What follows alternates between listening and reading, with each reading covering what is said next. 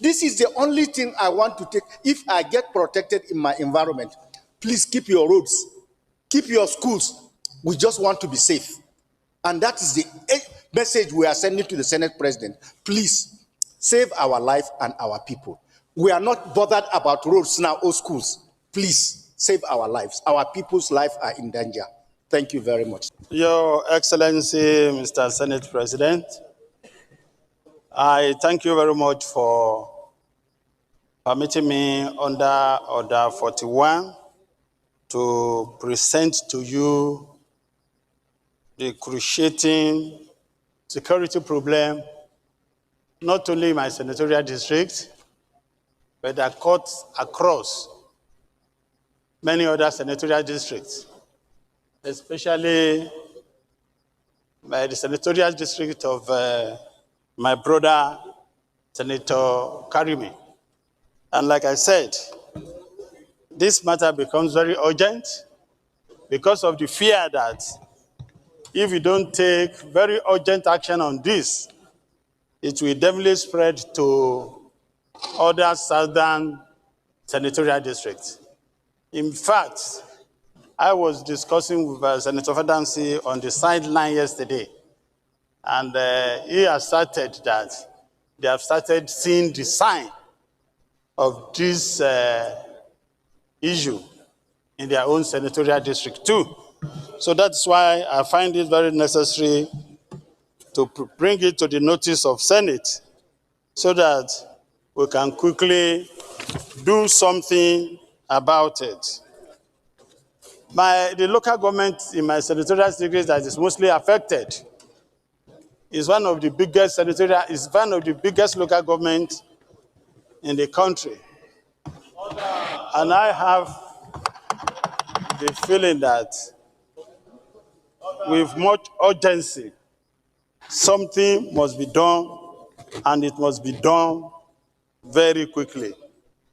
With my permission, sir, I will briefly go through the urgent need to address insecurity in Kwara South Senatorial District and beyond,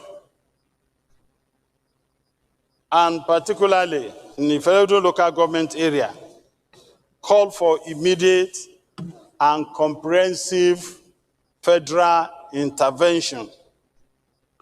The Senate notes with grave concern the escalating insecurity in Kwara South Senatorial District, especially in the federal local government area, where bandits attacks, kidnappings, and killing have reached alarming levels in recent weeks. And I will want the Senate to take note that most of these people who are fleeing, straight away, they are going to Lagos to congest Lagos. And if they are not very careful, this thing will quickly snowball in Lagos State. Further notes that within the last month, no fewer than 12 foreign guards and local vigilante members were killed in an ambush by armed bandits in Okeode, including a traditional ruler, Bale of Ogba Ayo community, and several other traditional and community leaders were among those slain in separate incidents in Babanda, Sagbe, Uruago, Gamu Aleri, in Ifelodun local government, Isin local government, Ekiti local government, and Okeoro local government. Concerned that at least 142 persons have been kidnapped and over 70 killed in the last 12 months across Kwara South, with no fewer than 25 communities deserted due to recurring attacks, leading to severe human displacement and disruption of social and economic life. Farms have been abandoned, roads have become unsafe, local economies are completely paralyzed, and schools have closed, thereby worsening poverty and increasing youth vulnerability to crime. Aware that these attacks are largely perpetrated by foreign armed elements in collaboration with local informants operating from forest adults along Kwara, Kogi State, and Ekiti State boundary axis. While the federal government and security agencies have made some interventions, including sporadic patrols and raids, the responses remain episodic, inadequate, and reactive, leaving vast of ungoverned spaces under the control of the criminal gangs. Disturbed that local security volunteers and vigilantes who serve as first responders in most cases lack adequate equipment, mobility, protection, or insurance, yet continue to sacrifice their lives in defense of their communities. Recognizes that sustaining security in Kwara South, if not urgently addressed, may spread to other parts of North Central State and Southwest political zones, thereby threatening national stability. The Senate therefore resolved to urge the federal government to establish a permanent military base in Kwara South Senatorial District near the forest belt of fellow local government as rapid response up, and mandate the Chief of Defense Staff, Inspector General of Police to deploy additional troops and special units to clear the forest and return normalcy in the affected communities. Call on NEMA to immediately provide humanitarian relief to displaced persons in the Ifelovun and other affected local government area, and urge the federal government to compensate families of fallen forest guards and vigilantes who died defending their communities.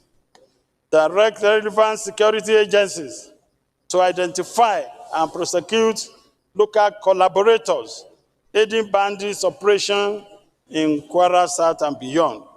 Mandate the Senate Committee on Defense, Police Affairs, and National Security and Intelligence to undertake on-the-spot assessment of affected areas and report back within 2 weeks.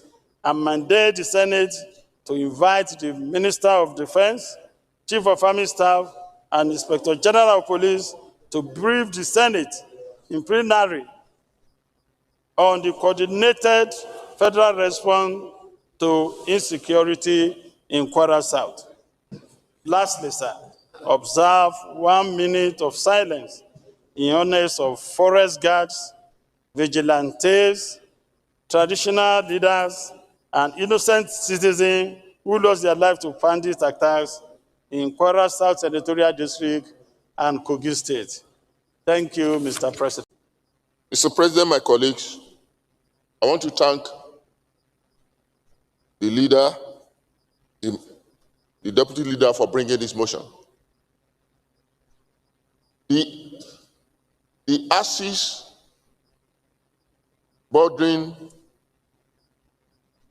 Kwara South Senatorial District, Kogi West, and Niger State has become the axis of evil for these criminal elements. Mr. President, in the last 6 months, our people have been under attacks every day. Kidnapping, killing, and looting. In fact, a part of my senatorial district, every part of my senatorial district, all local governments in my senatorial district has been attacked by these people. And they even took over some communities. In fact, one of the commissioners that traveled with my governor to the affected area called me yesterday and said Do you know they have taken over these communities? They did not only take over, our people fled from those communities, and they broke down their homes and took over their homes. That is the situation we find ourselves. Mr. President, one of those guys that was kidnapped and was with the bandit for months, when he was released, he made a statement. It's all over the social media that one of the leaders of the bandits said, your senator, he built barrack for soldiers to attack us. Yes, I built barracks, which I financed privately. It cost me a lot of money just to ensure security of that environment. They said, go and tell him with his barrack and his soldiers, we are waiting and looking for them. That we have generals in the field here. Mr. President, we've got to do something about it. Yes, the federal government is trying. They are planning to set up the forest guard. It's a noble move. But we need to do something urgently. Some people are benefiting from this criminality. They may also be planning because they know that they are losing the election already. You know, during 2023 election, some people plan and already brought criminal elements to Nigeria in anticipation that they are going to lose election and that Jonathan will not. No, that was 2015. That Jonathan will not, 2019 I mean to say, will not leave government. But we thank God he left voluntarily. That was 2015. Yeah. Those same people, Mr. President, they are aware that Nigerians, they are now realizing that the good work that President Tinubu is doing and that their plan to stop him, they are not going to succeed. I guess they are resorting into violence. They are resorting into causing mayhem. And we got to move fast and stop them because they are definitely going to lose the election and we will not allow them to bring this country down because of their selfish ambition. Our people are suffering and we got to do something promptly. Thank you, sir. I'd like to, with your permission, commend the mover of this motion for the facts he has stated with regards to what is happening in Kwara State. Like we said earlier, Mr. President, they say injury to one is injury to all. Anything happening to any part of this country affects the whole. But listening to Senator Karimi, it is true that these violent criminals are advancing towards the south. They're doing a lot of damage, as he rightly said, in Kogi State. But they have crossed Kogi to Edo North. And when the mover of this motion talk about the need to establish a military barrack, I was just going to remind him that in Edo North, in Agenebode, we have a military barrack that has been there for more than 15 years. Well equipped. They even deploy people from that barrack to the northeast.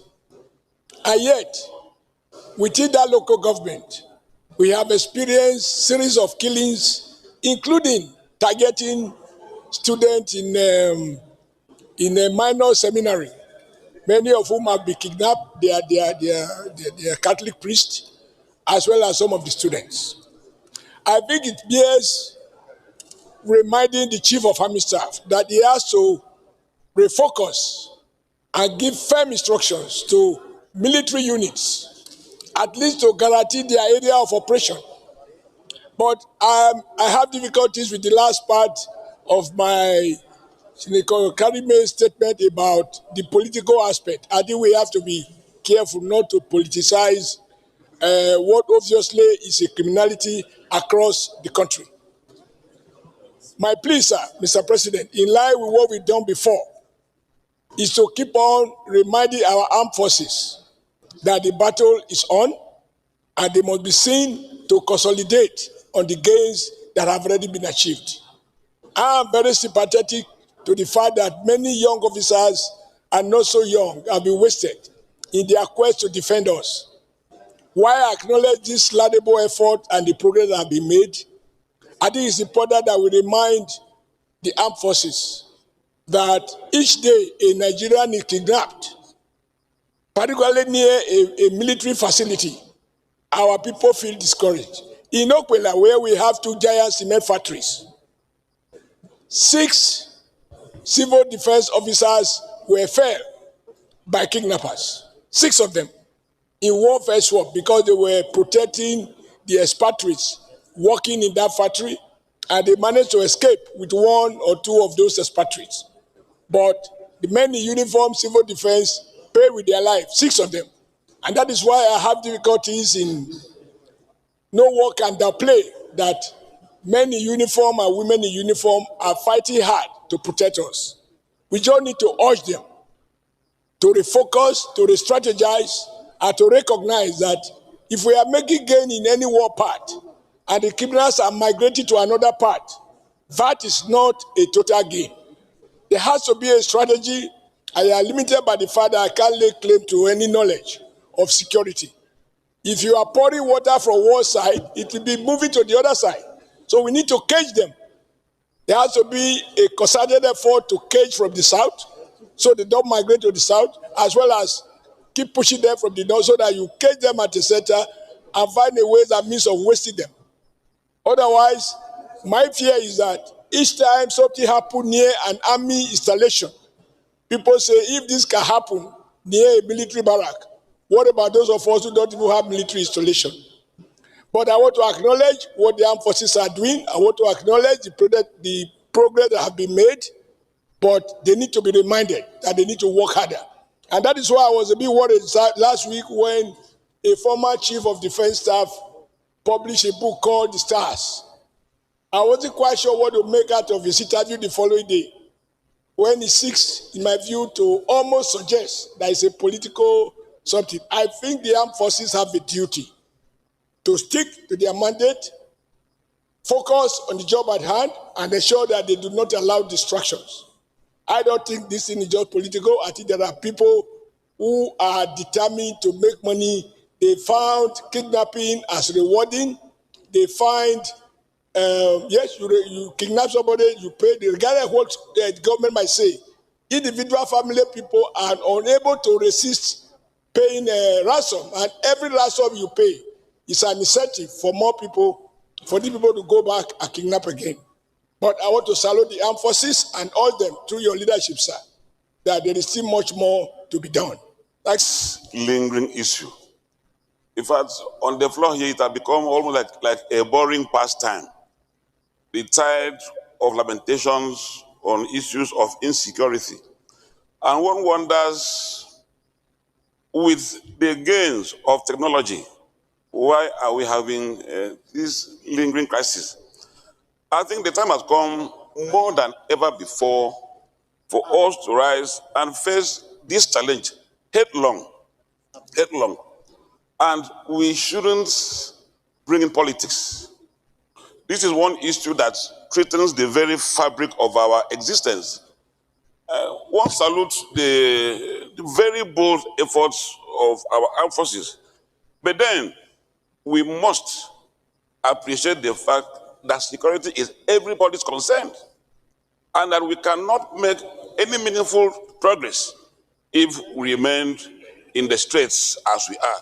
So on behalf of Ekpa South, I want to align that the migrant in Kwara is toothache in Akwa Ibom. No part of this country is safe when another part is in trouble. So it needs, there's a clear need for us to look at this issue from a very broad perspective and approach the concern with every seriousness that this deserves. Once again, I'm worried that with the wonders of technology, we are still facing this crisis. Because this clearly is a setback to us. But I believe that if we approach this issue as a collective, and then we strengthen our grassroots, I said earlier on this floor that once we strengthen our government system, we have had a pathway to fighting insecurity. Our grassroots, where these criminals come from, so every effort must be done to strengthen the machinery of government at the grassroots, and then we, as a people, must see these measles, because this has become a measles spreading very fast, and no part of this country is spared the agony of these measles. So, as a Senate, we have to work as a team, put aside politics, and address the major concern that this issue confronts us as a country. Thank you. Thank you, sir. Thank you very much, the mover, for this motion. Your Excellency, I will not say much, but you remember when we confirmed the service chiefs, we vehemently agreed that we should set KPI for them and they should be reporting. Unfortunately, those KPIs were not set and no report is coming. Simply because you send us in the mass media that you killed 10 terrorists or 100 terrorists, it's not a report. You have to liberate areas so that we can see. Last time I reported in this Senate that progress has been achieved, and we were very grateful to the President and the armed forces. But unfortunately, Your Excellency, this progress is being marred. There is a renewed resurgence. Just in the last 2 months, Your Excellency, we know where the terrorists are gathering. It's in the public domain. Ordinary Nigerians need to see action. But today they will tell us they are here, tomorrow they are here. Everybody knows within our area. But we will not see any action taking place. That is to say, sir, we need this Senate to tell the armed forces to be reporting progress every week so that state by state, otherwise it will be a mess of all issues and we will not be seeing progress.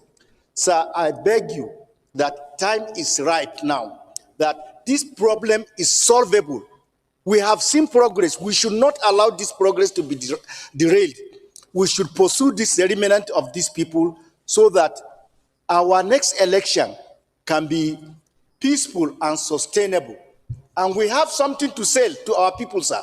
This is the only thing I want to take. If I get protected in my environment, please keep your roads, keep your schools. We just want to be safe. And that is the message we are sending to the Senate President. Please save our life and our people. We are not bothered about roads now or schools. Please save our lives. Our people's lives are in danger. Thank you very much, sir. Colleagues, I am Sadiq Suleiman Umar. I represent Kwara North. Mr. President, let me first thank our colleague, Senator Lala Ashiru, for bringing this to the Senate attention once again. Mr. President, my distinguished colleague, we've gone around this repeatedly, and for information, Kwara, we benefited from very good peace for a long time until the bandits and kidnappers started seeping in from the borders, and they started from my area, actually, the Kwara North. Alhamdulillah, the government of Kwara State, the federal government, there has been good collaboration and effort, and that side is being, brought under control. Now, they have moved to Kwara South again. And my sympathy to our people in Kwara South, because there has been a lot of suffering in that senatorial district as well. But the state government and the federal government are collaborating with the military structures as well as local vigilantes to see that this is brought to an end finally. However, Mr. President, while we represent our people and bring up what happens to them the key tool we have as a legislature constitutionally is our investigative powers and our oversight function. And I think we need to bite harder. Our security committees, they need to be grilled better. They need to give us updates more regularly. Let's understand, what are the gaps? What do they need from us? As far as I'm concerned, as a National Assembly, we've been supporting these institutions. And of course, we hear various conspiracy theories that there are some people benefiting from this. Why shouldn't we know who these people are? These are the things we should pay attention to, Mr. President, and so that we can bring this to an end finally. Thank you very much. Mr. President, distinguished senators, the trajectory of the movement of insecurity in this country, if not nipped in the bud, has the potential of consuming the whole country. This problem of insecurity initially started in Borno State. It later on snowballed into the whole of the Northeast. It migrated to the North Central and is now migrated also to some part of the Southwest. So it has a Northwest. It has also consumed the Northwest completely. So it has clearly shown that it has the potential of consuming the whole country. Our military and our armed forces are doing enough. They are doing their best. But we still need them to do more, even with regard within the limited constraints of resources that they have at their disposal. In the process of this fighting this war, a lot of them have paid the supreme price and what have you. But that notwithstanding, we still expect more from them. And as a parliament that is responsible and responsive to the yearnings and aspirations of Nigerians that gave us the mandate to serve them, we are going to give them all the wherewithals for them to execute this war by way of appropriation and other legislative interventions. So I support this motion wholeheartedly and adopt all the prayers contained therein. Thank you.